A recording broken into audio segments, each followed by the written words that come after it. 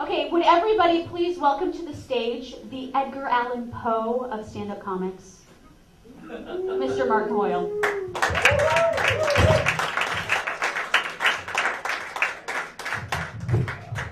15 minutes, that's my work week.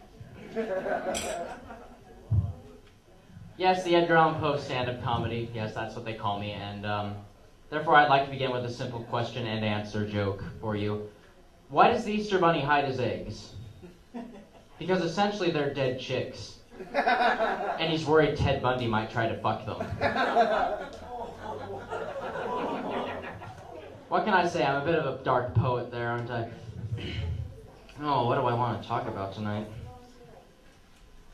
Cigarettes. That's what we're going to talk about tonight. These, for those you don't know, these are rolling cigarettes. I smoke way too much. So much. I have actually, though, I want to share this with you on the medical front. I have broken myself down from 3 packs a day to just 2. So I am trying. And the reason why I'm trying is that 4 out of 5 doctors now are saying that if I don't quit smoking now, I will be dead by the time I'm 30. The 5th doctor died of a heart attack shortly after seeing the x-rays. So I'm assuming that's bad news. But my lungs are so black that white supremacists have been sending me death threats. That is how... So you know what I've been doing now that I might die soon? Been looking at all those autopsy photos and jacking off. It's a lot of fun. It makes you feel like you're trying to connect with someone you just never had the heart to ask out while they were still alive, you know? Yes. Necrophilia, the disorder for those who just can't let grandma go. I want to talk to you a little bit about politics tonight, though. I've got a bit of a political side to me. Saw John Kerry on the television the other day, and he is a boring, horse-faced cocksucker. He's boring. He's really boring. Try it. Time yourself. 5 minutes. 5 minutes trying to listen to John Kerry, you will want to shoot yourself. Any topic that you can possibly pick that this man would talk about is so boring. So I got to thinking, what about anal rape? So this thing that I have for you here is John Kerry describing anal rape. So he placed his hand firmly upon my posterior region, in a thrusting motion as though to say, "Silence, you bitch," and take it like a homosexual male.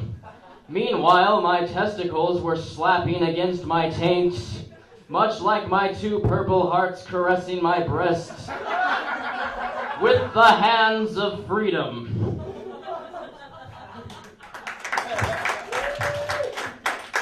And Hillary Clinton, the vagina Martha Stewart wouldn't cook for. This woman has a box that would make Pandora look like a dead rabbit. She is running for president, for those of you who don't know, and pay attention to this because this information is vital. This woman does have a vagina, but it's a vagina birthed out of a Lovecraftian dimension, with large lashing tentacles that lick through the air like the flames of hell, the very bowels of Satan's furnace, and the lips of the vagina rimmed in vampire fangs, reeking of a broken American dream. Speaking her thoughts. I was in the White House for 8 years. Therefore, I have more political knowledge than Obama. No, Hillary. Sucking off a president who cheats on you for 8 years does not count as political knowledge. Damn it, little drink of water. Oh, fuck me with a frozen rope. So anyway, so I made some jokes earlier about serial killers, obviously, and people in the audience are always shocked whenever I do that, and I know that because I talk to them after the show, and they're always like, I just can't believe you would make jokes about serial killers, because that's not funny, and I'm a faggot. And pretty much they seem to think that that's the only thing that I ever talk about in my free time, and I want to assure you that I don't, because my significant other and I were having this conversation the other day while we were having sex. Tell me if you don't know where this one's going. So I was mounting him in the standard fashion, and I said to him, you know, while I've got you here, I'd just like to talk to you for a little while about Edward Gein. if he had an IQ slightly below retarded. I'll be a goddamn son of a bitch if that man was not an individualist. You know, when you ask me to punch you in the kidneys, I can't help but think of Jeffrey Dahmer. I just don't do that. Don't ask me why. I have tried. Edward Gein, incidentally, had a shoebox full of stolen vaginas. That makes me feel good inside. Because if I was a heterosexual, that would make shopping so much easier. I'm gonna just keep it in a Ziploc baggie. Hold on, guys, gotta go grab my vagina. It's in the glove compartment. What the fuck am I doing? Oh, what else do I want to talk about? Well, anyway, I've got these two for you just to kind of wrap up this 15 minutes of shit that I'm doing up here. And, I never have done a guy goes into a bar joke before, you know? Thank you. I've never done a guy goes into a bar joke before, so I did these two, and the first one is a guy goes into a cemetery. So this guy goes into a cemetery, right, and he sees a man crying over a grave, right? Goes up to him and says, "Hey, I'm really sorry for your loss, man." The guy turns to him and says, "Well, you know, they took my lover from me." The guy says, "Well, I'm sorry, this is really none of my business, but what happened?" "Oh, they buried him." More necrophilia.